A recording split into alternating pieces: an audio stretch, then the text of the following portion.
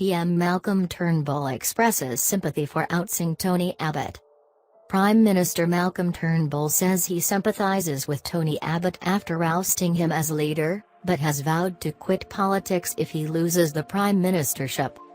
Speaking exclusively to NewsCorp on the first anniversary of his narrow election victory, Mr Turnbull said he understood the difficulty Mr Abbott has had adjusting to life as a backbencher after losing the Liberal leadership. "It is a big wrench going from being leader to not, I understand that," he said. Asked if he had sympathy for Mr Abbott after toppling him as leader, Mr Turnbull replied, "Absolutely." Mr Turnbull said he went through a dark time after losing the party's top job but stuck around because he thought he could continue to make a positive contribution. "I had a bleak period and then I thought to myself, I can continue to make a contribution," he said. "Ultimately you can only get yourself out of that. You've got to reassess the situation and work out what you want to do. I put my head down and got on with it." But on the election anniversary, the Prime Minister admitted his party had made some potentially disastrous mistakes during last year's campaign. It was 1 year ago today that hundreds of Liberal faithful gathered at Sydney's Sofitel Wentworth Hotel to celebrate a predicted victory for the coalition. As blue seats turned red, the thinning crowd waited to hear from the man most likely to be PM. Television reporters gathered outside the Prime Minister's Sydney house as former Liberal Premier Jeff Kinnett and shock jock Alan Jones demanded Mr Turnbull leave his house and face the people. It was after midnight when an irritated Mr Turnbull finally emerged from his Point Piper home to address those left waiting. He now admits that was wrong. "I was disappointed," Mr Turnbull said.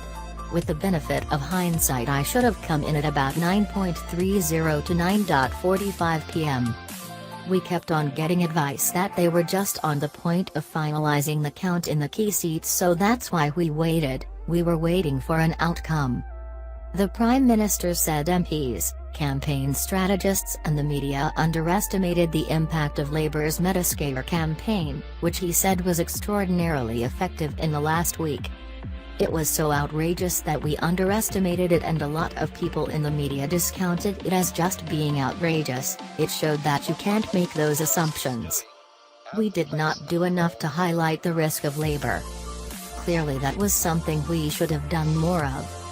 Having said that, we had very limited resources, and if we had spent more of our advertising money on the negative, then we would have less on the positive."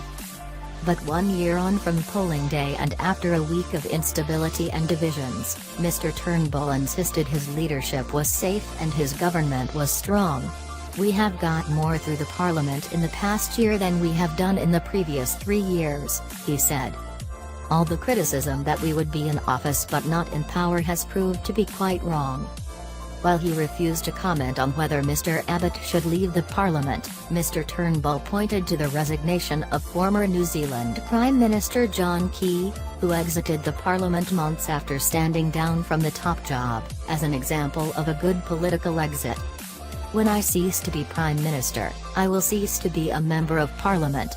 I am not giving anyone else advice, but I just think that's what I would do."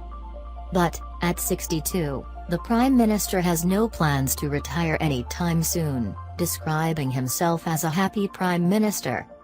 He said getting enough exercise and sleep helped him to deal with the grueling schedule, which will see him travel to Europe this week for the G20 summit in Germany.